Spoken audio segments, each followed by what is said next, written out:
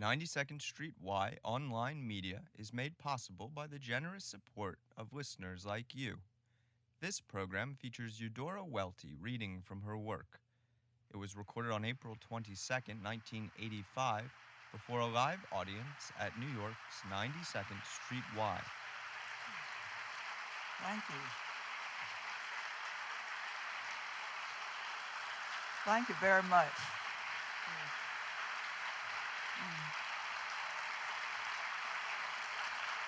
Thank you.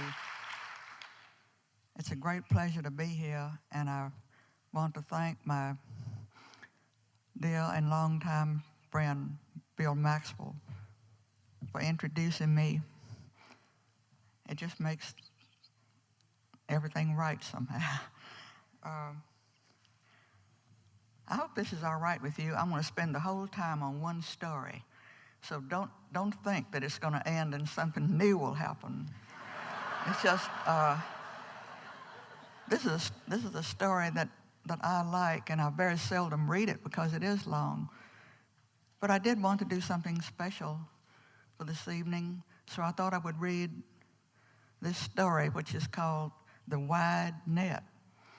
I guess I wrote it in the 1940s, and it's laid in rural Mississippi along the Pearl River. William Wallace Jameson's wife, Hazel, was going to have a baby. But this was October, and it was 6 months away, and she acted exactly as though it would be tomorrow.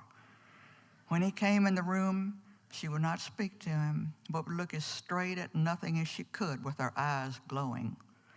If he only touched her, she stuck out her tongue or ran around the table. So one night he went out with one of the boys down the road and stayed out all night. But that was the worst thing yet, because when he came home in the early morning, Hazel had vanished. He went through the house not believing his eyes, balancing with both hands out, his yellow cowlick rising on end. And then he turned the kitchen inside out looking for her, but it did no good. Then when he got back to the front room, he saw she had left him a little letter in an envelope. That was doing something behind somebody's back. He took out the letter, pushed it open, held it out at a distance from his eyes. After one look, he was scared to read the exact words, and he crushed the whole thing in his hand. But what it had said was that she would not put up with him after that and was going to the river to drown herself. Drown herself? But she's in mortal fear of the water. He ran out first. He ran out front, his face red like the red of the picked cotton field he ran over. And down in the road, he gave a loud shout for Virgil Thomas. He was just going in his own house to come out again. He could just see the edge of Virgil. He'd almost got in. He had one foot inside the door. They met halfway between the farms under the shade tree. "Haven't you had enough of the night?" asked Virgil. There they were, their pants all covered with dust and dew. "I've lost Hazel. She's vanished. She went to drown herself." "Why, that ain't like Hazel," said Virgil. William Wallace reached out and shook him. "You heard me. Don't you know we have to drag the river? Right this minute. You ain't got nothing to do till spring. Let me go set foot inside the house and speak to my mother, tell her a story. I'll come back." "This will take the wide net," said William Wallace. His eyebrows gathered. He was talking to himself. "How come Hazel to go and do that way?" asked Virgil as they started out. William Wallace said, "I reckon she got lonesome." "That don't argue. Drown herself for getting lonesome? My mother gets lonesome." "Well," said William Wallace, "it argues for Hazel. How long is it now since you and her was married?" "It was this time last year." "It seems longer," said William Wallace, breaking a stick off a tree in surprise. They walked along, kicking at the flowers at the road's edge. "I remember the day I seen her for the first time. She was coming along the road, holding a little frying-sized chicken from her grandma under her arm, and she had it real quiet. We knowed each other's names, being bound to, just didn't know each other to speak to. I says, "Where you taking the friar?" And she says, "Mind your manners." And I kept on till after a while she says, "If you want to walk me home, take littler steps." It was just 4 miles across the field and full of blackberries, and from the top of the hill, there was Dover below, looking sizable like and clean, spread out between the 2 churches like that. When we got down, I says to her, "What kind of water's in your well?" And she says, "Best water in the world." So I drew a bucket and took out a dipper, and she drank and I drank. I didn't think it was that remarkable, but I didn't tell her. "What happened that night?" asked Virgil. "We ate the chicken," said William Wallace, "and it was tender." Of course, that wasn't all they had. The night I was trying their table out, it sure had good things to eat from one end to the other. Her mama and papa sat at the head and foot, and we was face to face with each other across it with, I remember, a pat of butter between. They had real sweet butter with a tree drawed down, elegant like. Her mama eats like a man. I had bought her a whole hatful of berries, and she didn't even pass them to her husband. Hazel, she would leap up and take a pitcher of new milk and fill up the glasses. I had heard how they couldn't have a singing at the church without a fight over her. "Oh, she's a pretty girl, all right," said Virgil. "It's a pity for the ones like her to grow old and get like their mothers." "Another thing would be that her mother will get wind of this and come after me," said William Wallace. "Her mother will eat you alive," said Virgil. "She's just been watching her chance," said William Wallace. "Why did I think I could stay out all night?" "Just something come over you." "It was nice to be sitting on your neck in a ditch singing," prompted Virgil, "in the moonlight, and playing on the harmonica like you can play." "Even if Hazel did sit home, knowing I was drunk, that wouldn't kill her," said William Wallace. "What she knows ain't ever killed her yet. She's smart, too, for a girl," he said. "She's a lot smarter than her cousins in Beulah," said Virgil, "and especially Edna Earl, that never did get to be what you'd call a heavy thinker." Edna Earl could sit and ponder all day on how the little tail of the sea get through the L in the Coca-Cola sign. Hazel is smart," said William Wallace. They walked on. "You ought to see her pantry shelf. It looks like 100 jars when you open the door. I don't see how she could turn around and jump in the river. It's a woman's trick." "I always behaved before, till the one night." "Yeah, but the one night," said Virgil, "and she was waiting to take advantage. She jumped in the river because she was scared to death of the water, and that was to make it worse," he said. "She remembered how I used to have to pick her up and carry her over the oak log bridge, how she'd shut her eyes and make a dead weight and hold me around the neck just for a little creak. I don't see how she brought herself to jump." "Jump backwards," said Virgil. "Didn't look." "It's a pretty day for sure," said William Wallace. "It's a pretty day for it."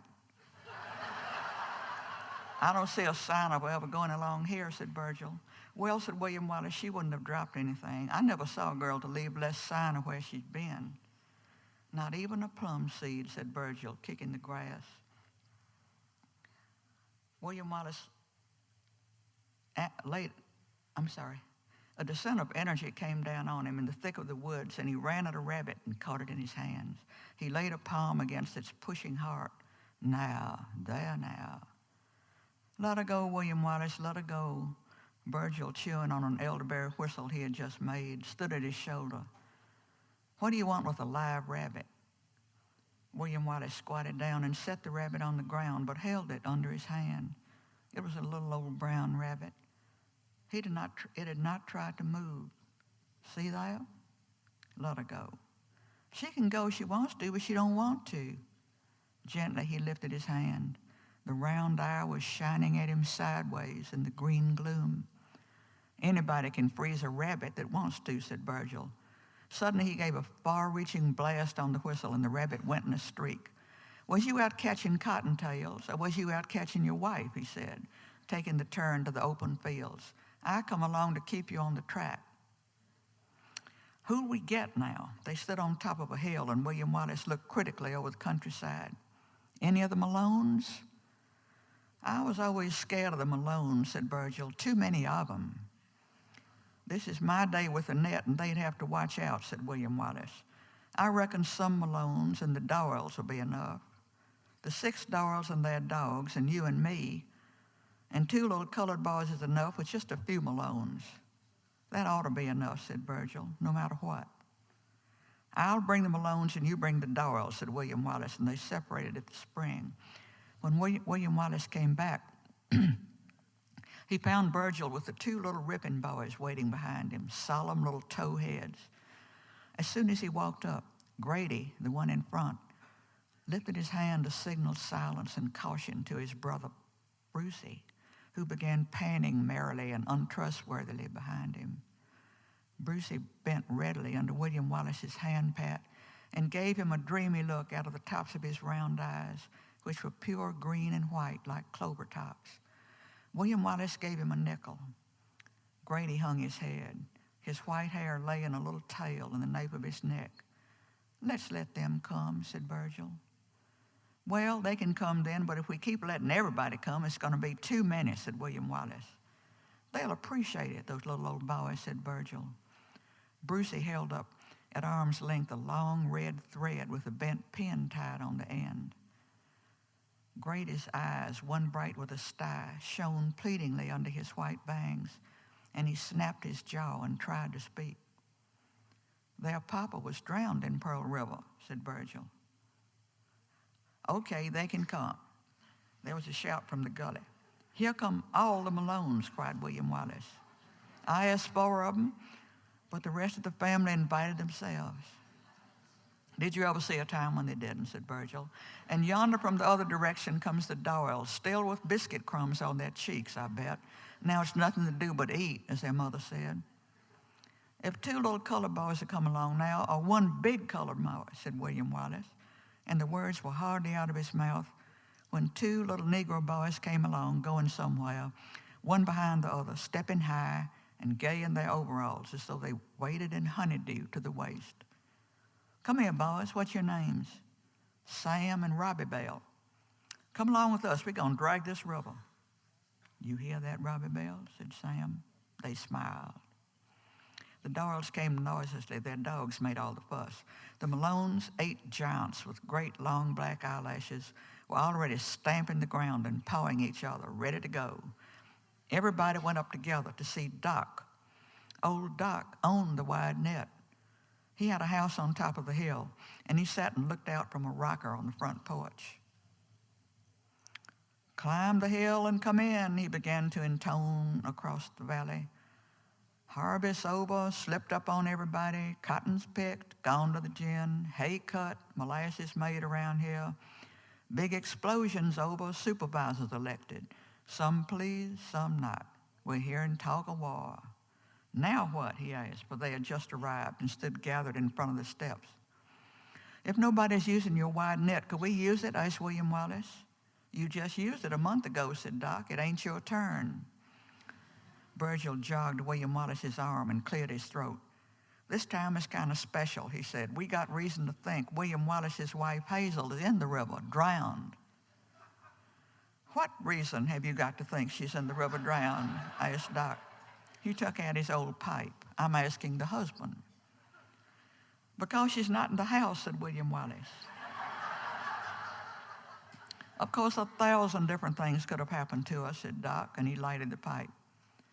Hand him up the letter, William Wallace, said Virgil. We can't wait around till doomsday for the net while Doc sits back thinking. I tore it up right at the first, said William Wallace, but I know it by heart. It said she was going to jump straight in the Pearl River and I'd be sorry. Where do you come in, Virgil? Asked Doc. I was in the same place William Wallace sat on his neck in all night and done as much as he'd done and come home the same time. You're all the way out cutting up, so Lady Hazel has to jump in the river. Is that it? Cause and effect? Anybody want to argue with me? Where do these others come in? Doyles, Malones, and whatnot. Doc is the smartest man around, said William Wallace, turning to the solidly waiting Doyles, but it sure takes time. These are the ones that's collected to drag the river for us, said Virgil.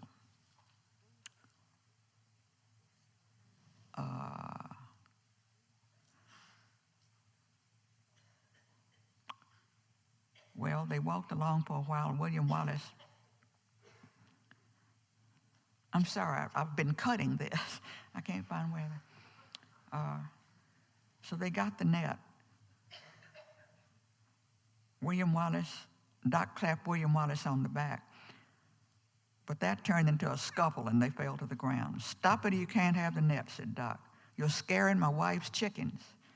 "It's time we was gone," said William Wallace. The big barking dogs jumped up to lean their front paws on the men's chests. "My advice to you is, let well enough alone," said Doc. "Whatever this mysterious event will turn out to be, it has kept one woman from talking a while. However, Lady Hazel is the prettiest girl in Mississippi. You've never seen a prettier one, and you never will. A golden-haired girl." He got to his feet with the nimbleness that was always his surprise and said, "I'll come along with you." The path they always followed was the old Natchez Trace. It took them through the deep woods and led them out down below on the Pearl River, where they could begin dragging upstream to a point near Dover. They walked in silence around William Wallace, not letting him carry anything, but the net dragged heavily and the buckets were full of clatter in a place so dim and still. Once they came up on a high ridge. Grady and Brucey, who were running ahead all the way, stopped in their tracks. A whistle had blown, and far down and far away a long freight train was passing. It seemed like a little festival procession, moving with the slowness of ignorance or dream, from distance to distance, the tiny pink and gray cars like secret boxes. Grady was counting the cars to himself, and Brucey watched his lips, hushed and cautious, the way he would watch a bird drinking. Tears suddenly came to Grady's eyes, but it could only be because a tiny man walked along the top of the train, walking and moving on top of the moving train. They went down again, and soon the smell of the river spread over the woods, cool and secret. Every step they took among the great walls of vines and among the passion flowers started up a little life, a little flight. "We're walking along in the changing time," said Doc. "Any day now the change will come. It's going to turn from hot to cold, and we can kill the hog that's ripe and have fresh meat to eat. Come one of these nights, and we can wander down here and tree a nice possum. Old Jack Frost will be pinching things up. Old Mr. Winter will be standing in the door. Hickory tree there will be yellow. Sweet gum red, hickory yellow, dogwood red, sycamore yellow." He went along tapping the tree trunks with his knuckle. "Magnolia and live oak never die. Remember that. Persimmons will all get fit to eat, and the nuts will be dropping like rain all through the woods here. And run, little quail, run, for we'll be after you too." They went on, and suddenly the woods opened upon light, and they had reached the river. Everyone stopped, but Doc talked on ahead as though nothing had happened. "Only today," he said, "today in October sun, it's all gold, sky and tree and water. Everything just before it changes looks to be made of gold." William Wallace looked down as though he thought of Hazel with the shining eyes, sitting at home and looking straight before her like a piece of pure gold, too precious to touch. Below them, the river was glimmering, narrow, soft, skin-colored, and slowed nearly to stillness. The shining willow trees hung around them. The net that was being drawn out, so old and so long used, it too looked golden, strung and tied with golden threads. Standing still on the bank, all of a sudden, William Wallace, on whose word they were waiting, spoke up in a voice of surprise, "What's the name of this river?" They looked at him as if he were crazy, not to know the name of the river he had fished in all his life. But a deep frown was on his forehead, as if he were compelled to wonder what people had come to call this river, the same as if it was some great, far torrent of waves that dashed through the mountains somewhere, and almost as if it were a river in some dream. "Everybody knows Pearl River is named the Pearl River," said Doc. A bird note suddenly bold was like a stone thrown into the water to sound it. "It's deep here," said Virgil, and jogged William Wallace. "Remember?" William Wallace stood looking down at the river as if it was still a mystery to him. There under his feet, which hung over the bank, it was transparent and yellow, like an old bottle lying in the sun, filling with light. Doc clattered all his paraphernalia. Then all of a sudden, all the Malones scattered, jumping and tumbling down the bank. They gave their loud shout. Little Brucey started after them and looked back. "Do you think this is where she jumped?" Virgil asked William Wallace. Since the net was so wide, when it was all stretched, it reached from bank to bank of the Pearl River, and the weights would hold it all the way to the bottom.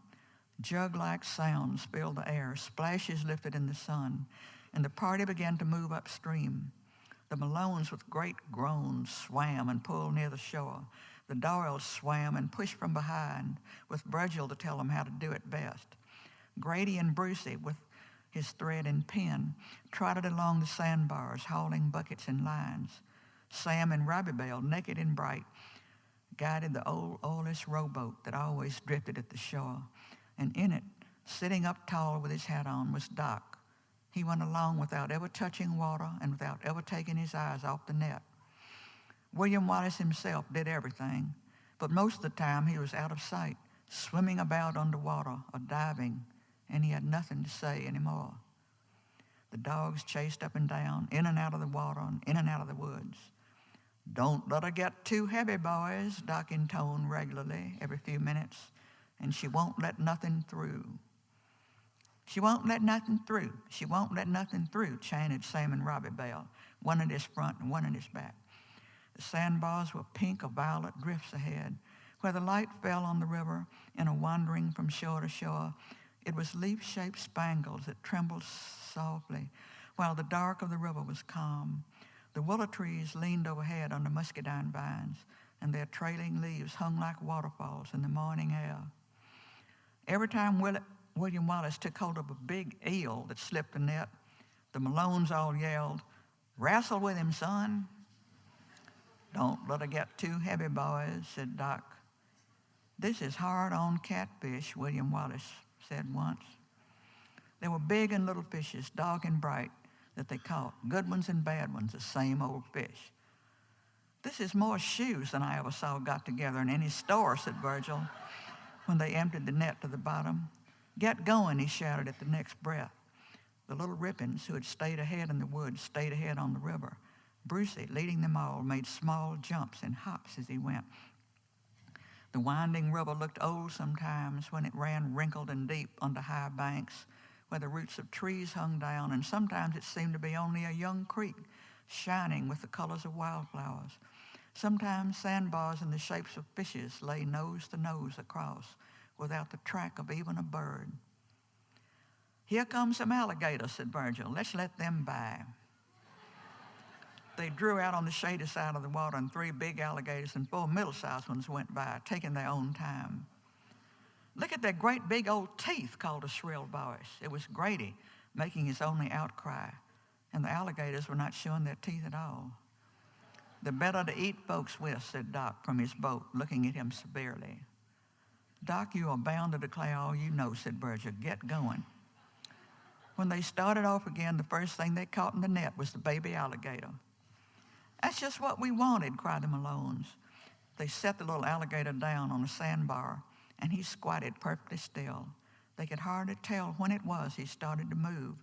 They watched with set faces his incredible mechanics, while the dogs, after one bark, stood off in inquisitive humility until he winked.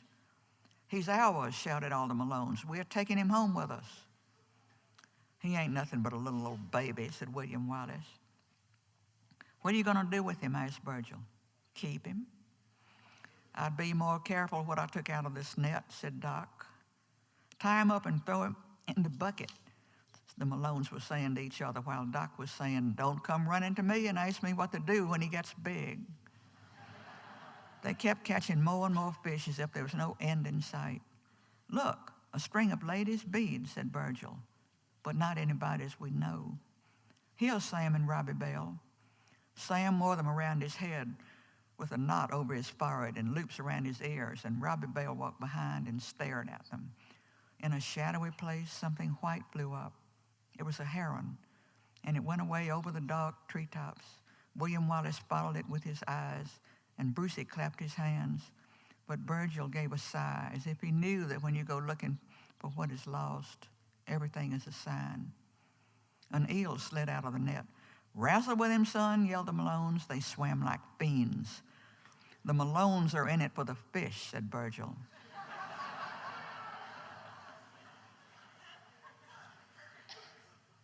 "Not one of the Doyles has spoke a word," said Virgil. "That's because they're not talkers," said Doc. All day, William Wallace kept diving to the bottom. Once he dived down and down into the dark water, where it was so still that nothing stirred, not even a fish, and so dark that it was no longer the muddy world of the upper river, but the dark, clear world of deepness. And he must have believed this was the deepest place in the whole Pearl River, and if she was not here, she would not be anywhere. He was gone such a long time that the others stared hard at the surface of the water, through which the bubbles came from below. So far down and all alone, had he found Hazel? Had he suspected down there like some secret, the real, the true trouble that Hazel had fallen into, about which words in a letter could not speak? It could be nothing but the old trouble that William Wallace was finding out, reaching and turning in the gloom of such depths. "Look down yonder," said Grady softly to Brucey. He pointed to the surface where their reflections lay, colorless and still, side by side. He touched his brother gently as though to impress him. "That's you and me," he said. Brucey swayed precariously over the edge, and Grady caught him by the seat of his overalls. Brucey looked but showed no recognition. Grady's inflamed eyes rested on the brown water. Without warning, he saw something. Perhaps the image in the river seemed to be his father, the drowned man, with arms open, eyes open, mouth open. Grady stared and blinked again. Something wrinkled up his face. And when William Wallace came up, it was in an agony from submersion, which seemed an agony of the blood in the very heart. So woeful he looked. He was staring and glaring around in astonishment, as if a long time had gone by away from the pale world, where the brown light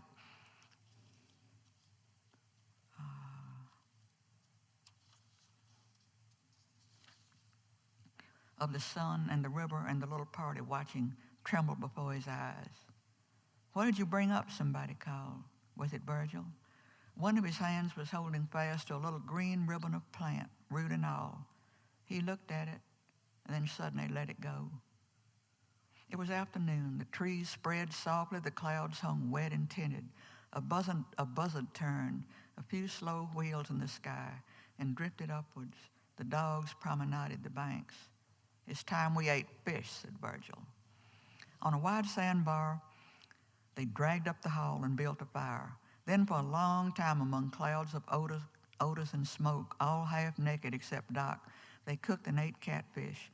They ate until the Malones groaned and all the Doyles stretched out on their faces, though for long after, Sam and Robbie Bell sat up to their own little table on a cypress stump and ate on and on. Then they all were silent and still, and one by one fell asleep. "There ain't such anything better than fish," muttered William Wallace. He lay stretched on his back in the glimmer and the shade of trampled sand. His sunburned forehead and cheeks seemed to glow with fire. His eyelids fell. The shadow of a willow tree dipped and moved over him. "There's nothing in the world as good as fish." Then slowly he smiled. He was asleep. But it seemed almost at once that he was leaping up, and one by one up sat the others in their ring and looked at him. "You're feeling as good as you felt last night," said Virgil, setting his head on one side. "The excursion is the same when you go looking for your sorrow as when you go looking for your joy," said Doc. But William Wallace answered none of them anything. He was leaping all over the place and all over them, and the feast and the bones of the feast, trampling the sand up and down and doing a dance so crazy he would die next. He took a big catfish and hooked it to his belt buckle and paraded up and down so they could all holler. And the tears of laughter streaming down his cheeks made him put his hand up, and the 2 days' growth of beard began to jump out bright red.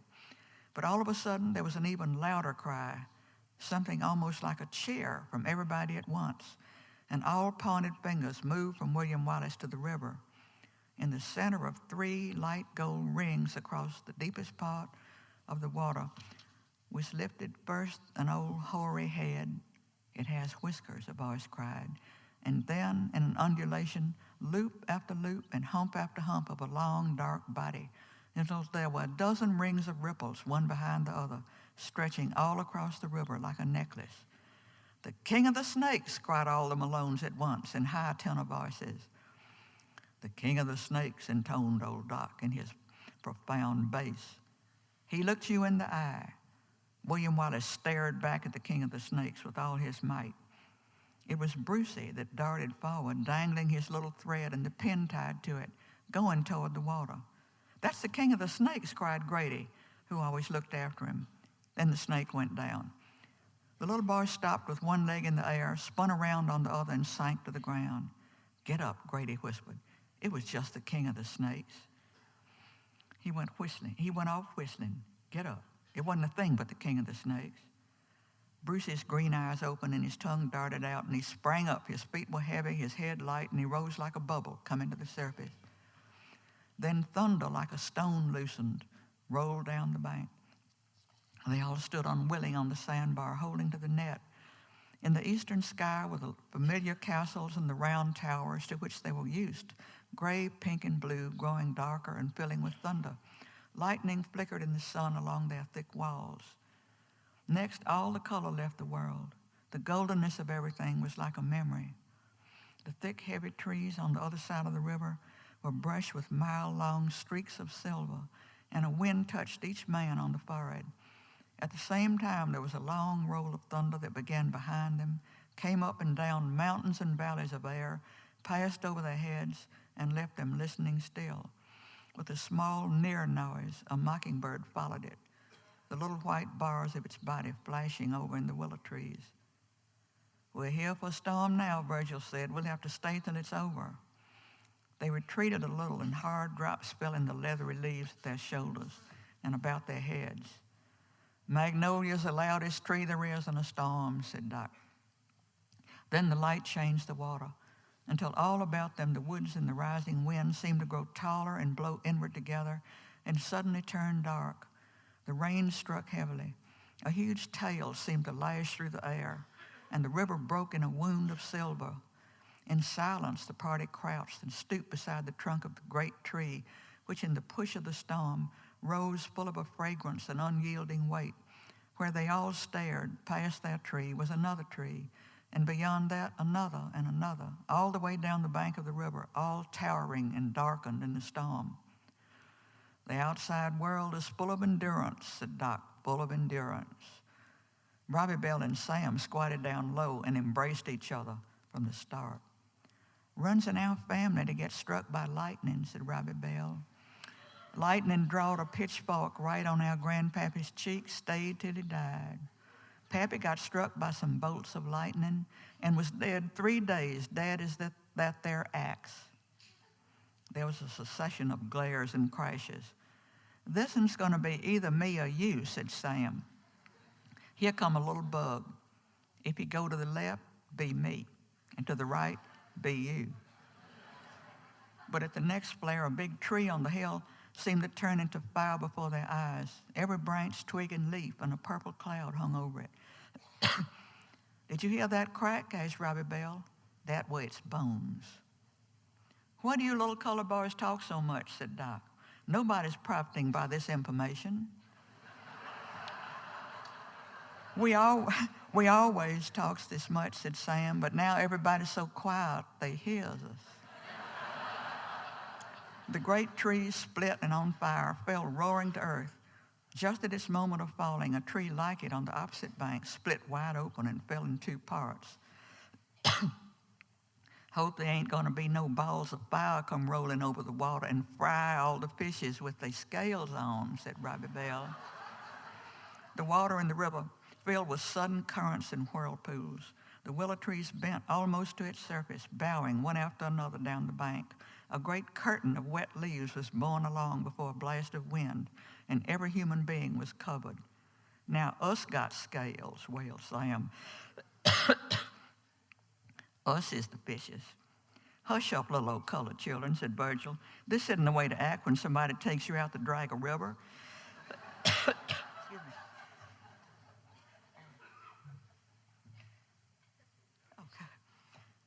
find some water.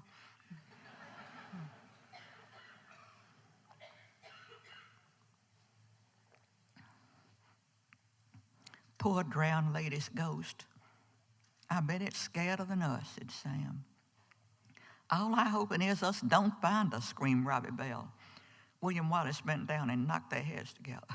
After that, they clung silently to each other's arms, their two black heads resting with wind-filled cheeks and tight-closed eyes, one upon the other, till the storm was over. Right yonder is Dover, said Virgil. We've come all the way, William Wallace. William Wallace, you have walked on a sharp rock and cut your foot open. In Dover, it had rained, and the town looked somehow like new.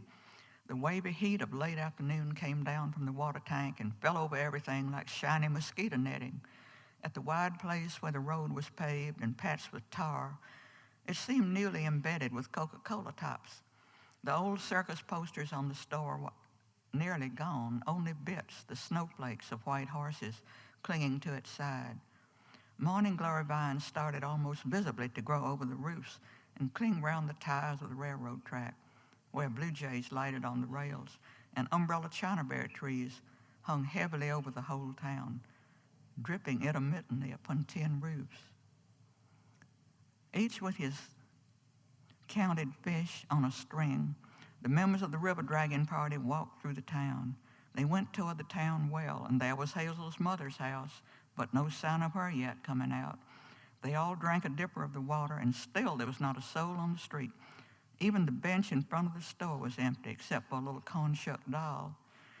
But something told them somebody had come, for after one moment, people began to look out of the store and out of the post office. All the bird dogs woke up to see the Doyle dogs, and such a large number of men and boys materialized suddenly with such a big catch of fish, and they ran out barking. The Doyle dogs joyously barked back. In the cafe, a nickel clattered inside a music box, and a love song began to play. The whole town of Dover began to throb in its wood and tin, like an old tired heart when the men walked down the street carrying the fish, so drenched, exhausted, and muddy that no dry person could help but admire them. William Wallace walked as though he did not see anybody or hear anything, yet he carried his great string of fish held high where it could be seen by all. Virgil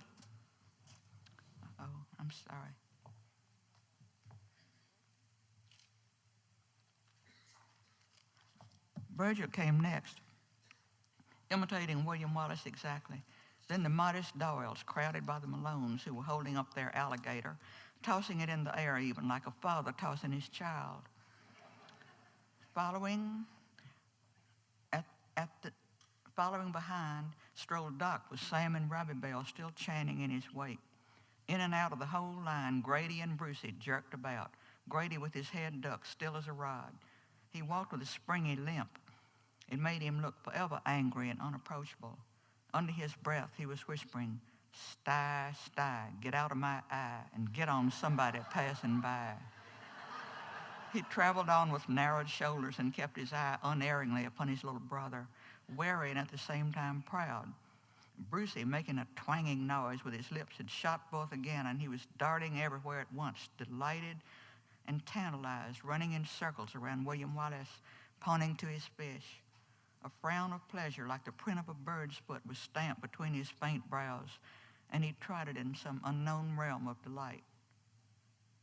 "Did you ever see so many fish at one time?" said the people in Dover. "Is that all the fish in Pearl River?" "For how much would you get rid of your fish, your catch? Everybody, how much?" "Take 'em free," suddenly shouted William Wallace. "Dover can have 'em. I want my wife," he yelled. Just at the moment, Hazel's mother walked out of the front door of her house. "You can't head her mother off. Here she comes now in full bloom," said Virgil. "William Wallace Jameson, does Hazel know where you are? Did you come gallivanting out with a bunch of useless boys and leave her at home?" Hazel's mother cried. But William Wallace gave her just a polite nod and turned his back on her and on everybody, for that matter. And that was the breaking up of the river dragon excursion. Just as the sun went down, Doc climbed his back steps, sat in his chair on the back porch where he sat in the evenings, and lighted his pipe. William Wallace hung out the net and came back, and Virgil was waiting for him so they could say good evening to Doc. All in all, said Doc when they came up, I've never been on a better river dragon or seen better behavior. If it took catching catfish to move the Rock of Gibraltar, I believe this outfit could move it. Well, we didn't catch Hazel, said Virgil. What did you say? Asked Doc. He don't really pay attention, said Virgil. I said we didn't catch Hazel. Who says Hazel was to be caught? Asked Doc. She wasn't in there. Girls don't just haul off and go jumping in the river to get back at their husbands. They got other ways. Didn't you ever think she was in there? Asked William Wallace the whole time. Not particularly, said Doc. He's just smart, said Virgil, putting his hand on William Wallace's arm. It's only because we didn't find her that he wasn't looking for her. I'm beholden to you for the net, sir, said William Wallace, but that's all. You're welcome to borrow it again next time, said Doc. On the way home, Virgil kept saying, calm down, William Wallace. If he wasn't such an old skinny man, I'd have wrung his neck for him, said William Wallace. He had no business to come. He's too big for his britches, said Virgil. Don't nobody know everything, and just because it's his net. If it wasn't for being polite to old men, I'd have skinned him alive, said William Wallace. I guess he don't really know nothing about wives at all. His wife's so deaf, said Virgil. He don't know Hazel, said William Wallace. I'm the only man alive knows Hazel. Would she jump in the river or not? And I say she would. She jumped in because I was sitting on the back of my neck in a ditch singing. And that's just what she ought to done. Doc ain't got no right to criticize Hazel. Calm down, William Wallace, said Virgil. If it had been you that criticized Hazel, I'd have broke every bone in your body, said William Wallace. Just let you talk like that. You're my age and size. But I ain't going to talk like that, said Virgil. What have I done the whole time but keep this river dragon going straight and running even without no hitches? You couldn't have drugged the river a foot without me. What are you talking about? Without who? Cried William Wallace. This wasn't your river dragon. It wasn't your wife. He jumped on Virgil and they began to fight. Let me up, Virgil was breathing heavily. Say it was my wife. Say it was my river dragon. Yours. Virgil was on the ground with William Wallace's hand putting dirt in his mouth. Say it was my net. Your net. Say I drove her to it. You drove her. Get up then. They walked along getting their breath and smelling the honeysuckle in the evening.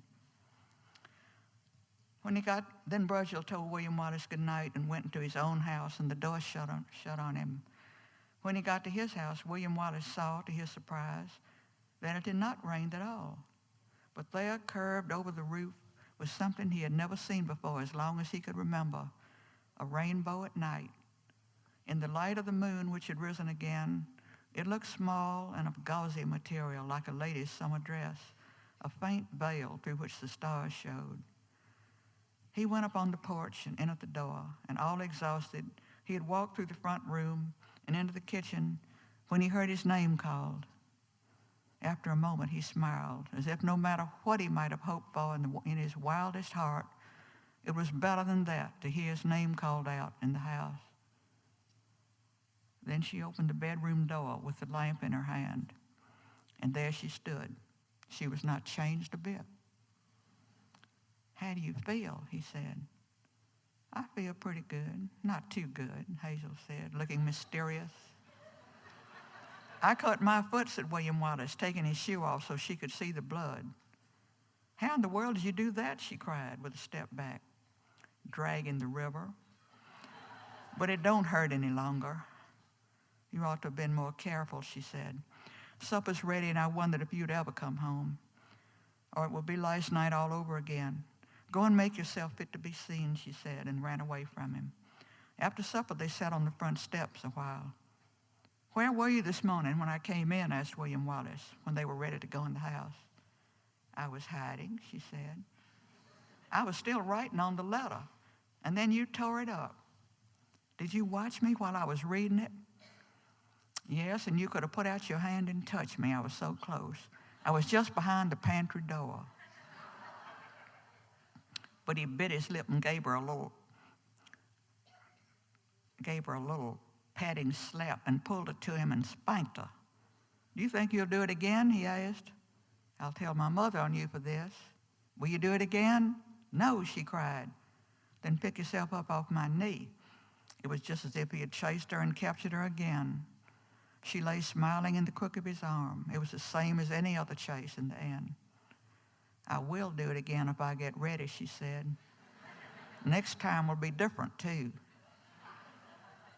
Then she was ready to go in and rose up and looked out from the top step, out across their yard where the china tree was and beyond into the dark fields where the lightning bugs flickered away. He climbed to his feet, too, and stood beside her with a frown on his face, trying to look where she looked. And after a few minutes, she took him by the hand and led him into the house, smiling as if she was smiling down on him. Thank you very much. Thank you.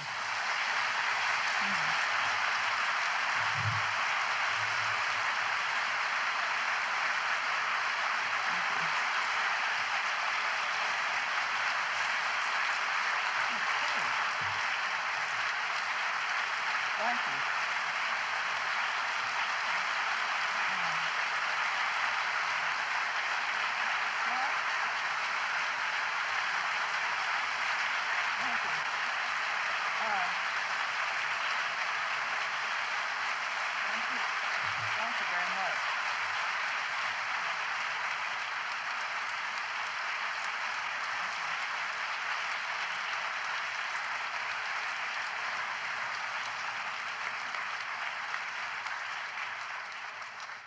Take some questions. Yes, good. Okay, I'm going to translate. If everybody can speak as loudly as possible, I'm still going to repeat the question, though. So, does anybody have a question? Yes, right here.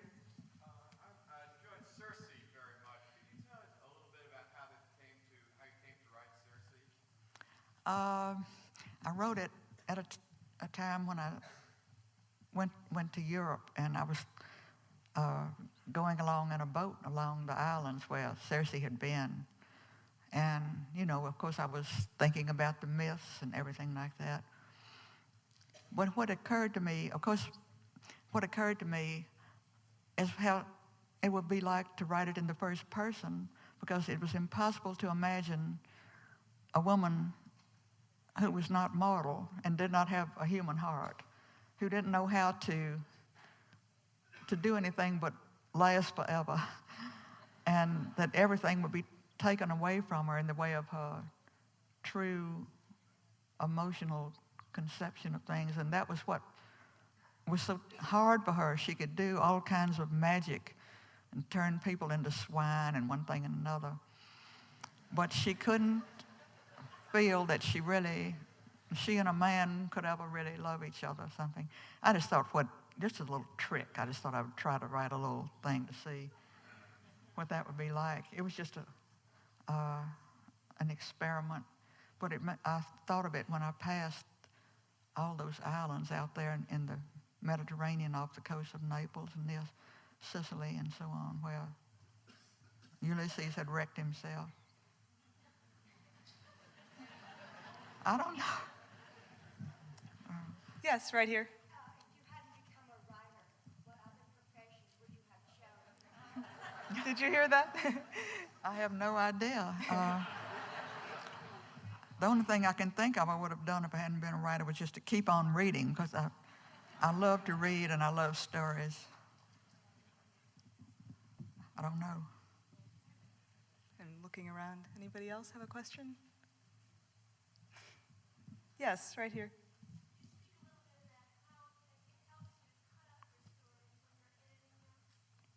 Did you hear that? She wanted to know how it helps you to cut up your stories while you're editing them. Oh, you mean physically? Yes. Oh, well, that was just a method of sort of a shortcut.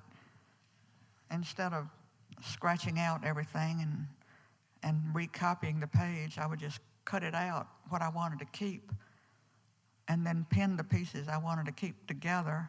And I could also experiment in transpositions that way and see when things told the story better in a different order. You know, I'm just speaking in a different time order, perhaps, or even a different order of revealing what you want your story to reveal. It was just a physical way to handle something. I imagine a lot of other people have done it too. They use word processors now. Anybody else? Yes, right here.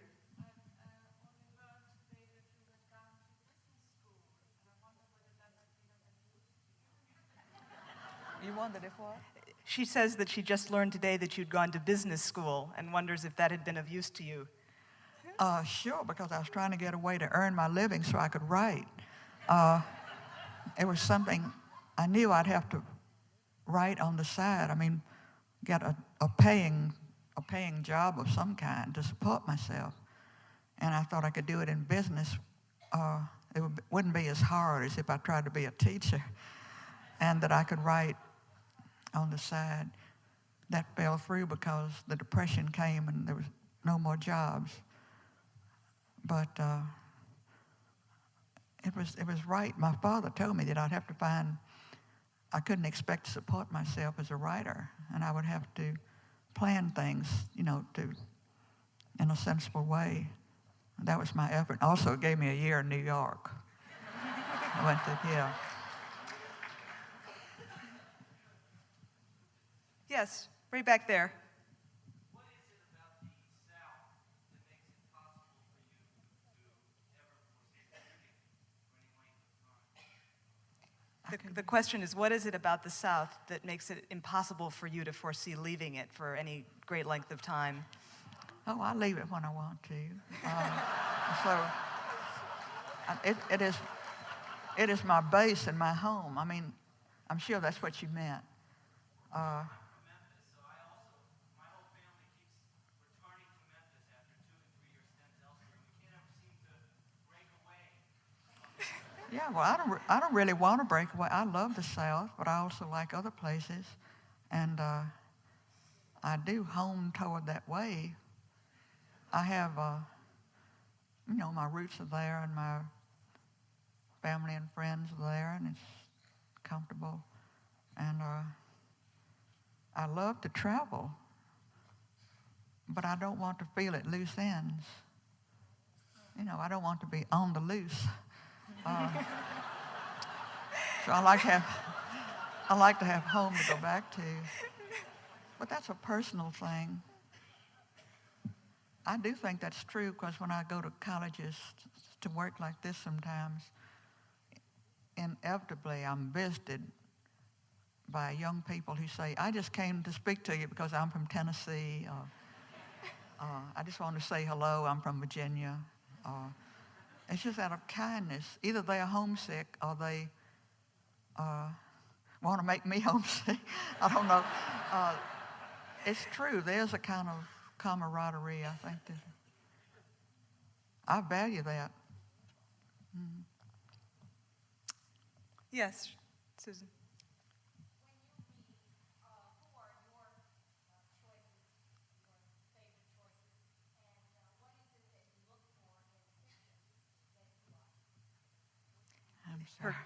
Her question is, when you read, who are your favorite choices, and what do you look for in fiction that you like? Is that it? Okay. Yeah.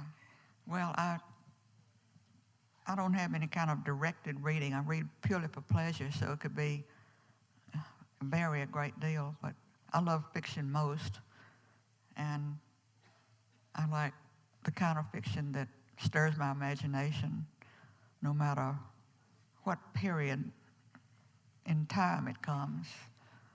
But I really am pretty Catholic in my love of reading. And while I would rather read Chekhov than anybody, I will also read many other things. I'm interested in new young writers. I like to be told about new ones that I should look up and find and read. I just love to read. I think anybody that cares about the word and cares about writing fiction would be miserable without being able to indulge in that pleasure of reading it. You know, it's just it's just my life, part of my life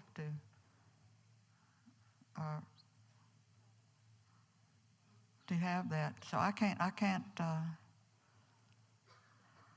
I'm not very methodical about it. Yes, sir.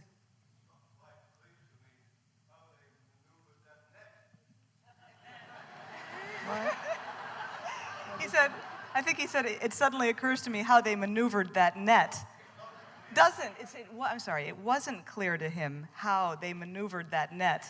Well, the story has got its fantasy side, you know, with the, I never have done it. But I've heard many times about getting one of these big nets and dragging the rubble. I never have done it, but by having things like, you know, the king of the snakes and the alligators and all different things, and also the presence of the sort of dream driving them along. I tried to suggest all kinds of aspects of. It really was an excursion. That was the word Doc used is the right word, and so it couldn't have been too literal, even had I been able to. You know, it would have been a different story. And if it had been a real net, they might have found Hazel. I don't know. Yes, over there. Question is, do you have a favorite American author? Oh, I don't know. I have a great number that I love to read. I can't even think of any right this minute.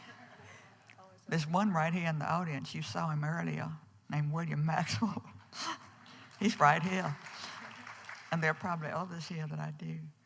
It's hard to set any individual writer to select one because to me they're all so absolutely individual that I'm not in my mind comparing any writers. I never could compare writers in any sense. To me, what any writer tries to do is absolutely individual and unique. And I think of people one at a time, you know, writers.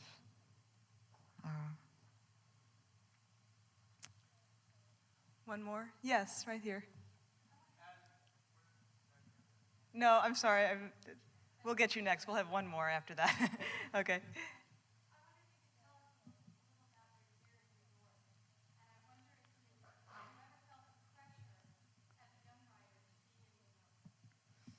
Did you hear that question? She wonders if you could say a bit about your year in New York and whether you ever felt a pressure as a writer to be in New York.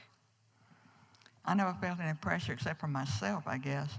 I was here long before any of you were born in 1931 when I went to Columbia. That was in the days I was alive when there were speakeasies and gangsters and all kind of things. I was going to Columbia, and nobody had any money. You know, it was Depression, all those, the most marvelous theater season that I thought that it was that way every year, but I found out later that it was, you know, like the year of a comet or something. It was such a wonderful year.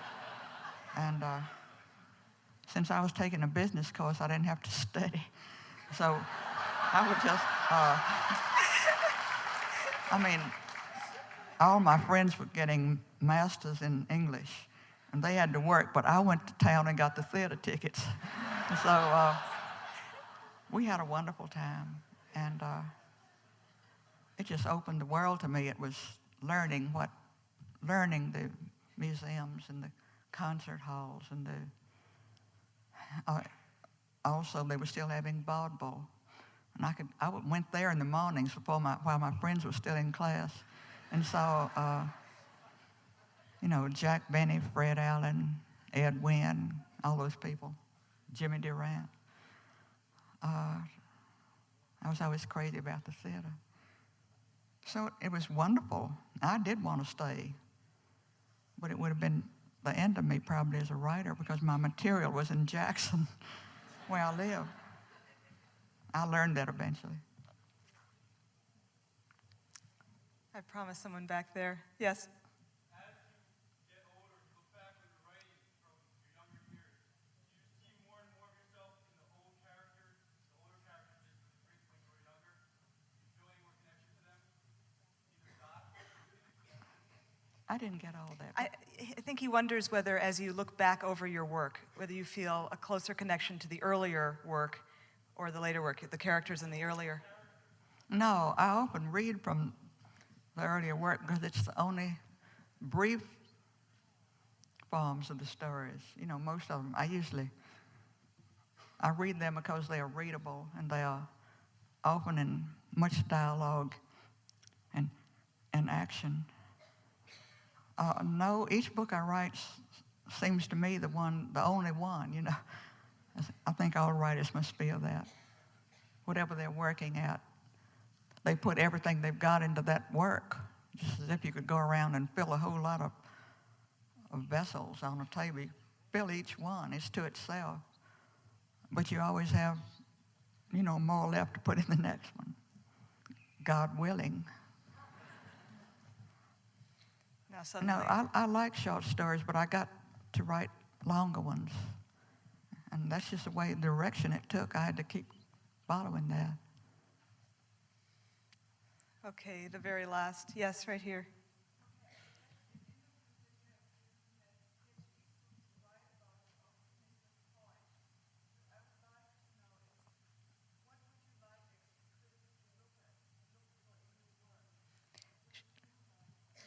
She says that she's read in several interviews with you that you have said that PhD students miss the point of your work. And she wonders if you could have anything said, what would you like them, what point would you like to have them see? No, I'm sorry. I didn't mean to be maligning all PhDs. I think I must have been speaking of an explicit piece of work that I didn't happen to understand. No, I'm very, I don't think it's a writer's place to suggest what people may find in their work. I think it exists. Take it or leave it, or for better or for worse. But I would hope that since I write with the tool of imagination, that it would reach the imagination in the reader, whether they're critics or anybody else. The person you hope to communicate with is a person of a responding imagination. But that's just, that's what you feel in your life every day. You speak to people that you think will understand you. And no, I'm grateful for much criticism I've received, and I have been mystified by some, but that's all right. Nothing helps. That's going to be all. We'll end with the imagination. Thank you very much. Thank you.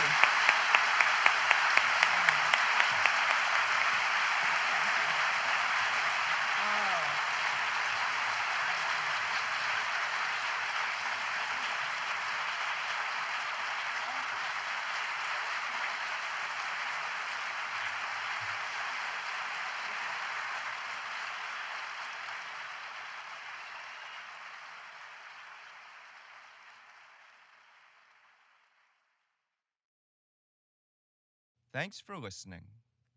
92nd Street Y Unterberg Poetry Center webcasts and access to our archive are made possible by the generous support of listeners like you. For more information on 92nd Street Y and all our programs, please visit us on the web at 92y.org. This program is copyright 1985 by 92nd Street Y.